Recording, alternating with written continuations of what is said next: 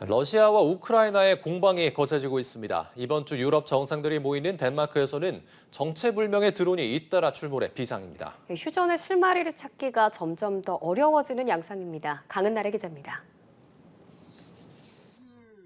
러시아 서부 벨고로도시 주택 수천 채가 어둠에 갇혔습니다.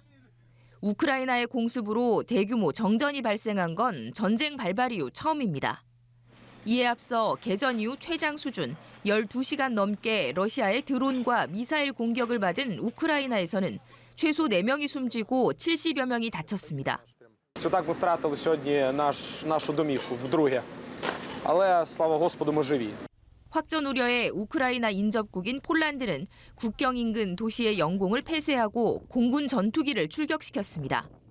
특히 이번 주 유럽연합 회의를 여는 덴마크는 정체불명의 드론이 자국 영공에 일주일째 출몰하자 닷새 동안 아예 민간 드론 비행을 금지했습니다. 노르웨이와 독일에서도 잇따라 목격된 드론의 출처는 밝혀지지 않았지만 유럽국들은 당사국의 부인에도 러시아를 배후로 지목하고 있습니다. 총 한 발 안 쏘고 전쟁의 현실을 체감하도록 하는 하이브리드 공격이라는 분석입니다. 북대서양 조약기구 나토도 발트해 일대에 정찰과 감시 전력을 추가 투입한 상태입니다. Wir stellen fest, eine ständige hybride Bedrohung. Es geht Sabotage und Spionage. Sie konnten alle auch in den vergangenen Tagen hören, dass es einen verstärkten Drohneneinsatz auch über Teilen Deutschlands gegeben hat. 한편 우크라이나 측에 순항미사일 토마호크 지원 요청에 벤스 미국 부통령은 유럽에서 요청이 다수 있는 것은 확실하다며 지원 가능성을 시사했습니다. 연합뉴스TV 강은나래입니다. 우크라이나가 러시아 서부 벨고로드시를 폭격해 현지 시간 28일 정전 사태가 촉발됐습니다. DPA 통신 등 외신은 주택 수천 호가 불이 꺼지면서 광범위한 지역이 암흑천지로 변하고 일부 주민은 승강기에 갇혔다고 보도했습니다. 이 같은 대규모 정전은 우크라이나 전쟁 발발 후 처음입니다. 단전 사태는 벨고로드의 열병합 발전소가 미사일에 폭격받으면서 발생한 것으로 전해졌습니다. 우크라이나는 그간 러시아군의 보급에 타격을 주기 위해 벨고로드를 주로 드론으로 공습해왔습니다. 러시아발 드론 공포에 유럽 각국은 군사 대비를 강화하는 모습입니다.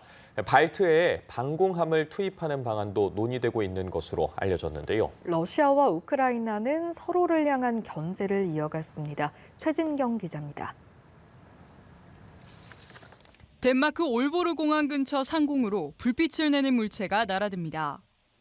최근 유럽을 중심으로 러시아발 드론에 대한 공포감이 커지고 있습니다.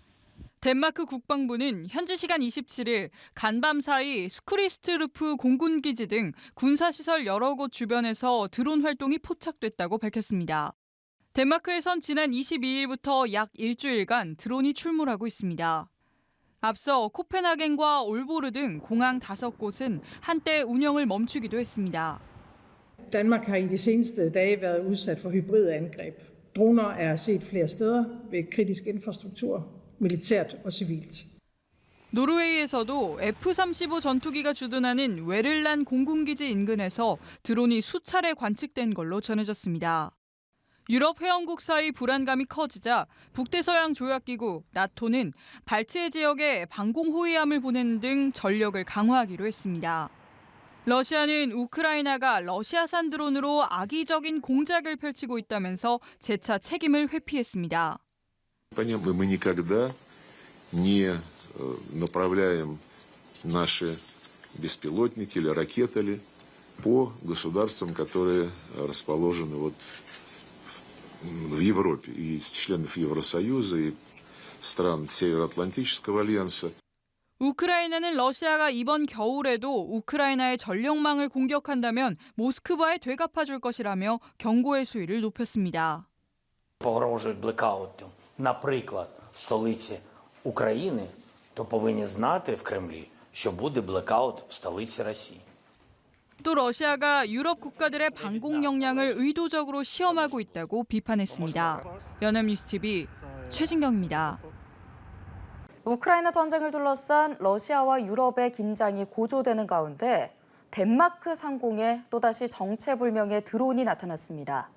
의심을 받는 러시아는 나토가 자국 항공기를 격추하면 전쟁이 날 것이라고 위협했는데요. 트럼프 대통령은 이젠 멈춰야 할 때라며 거듭 러시아를 압박했습니다. 이지윤 기자입니다. 우크라이나가 러시아 에너지 기반 시설 공습에 집중하면서 러시아 에너지 공급난이 심화하고 있습니다.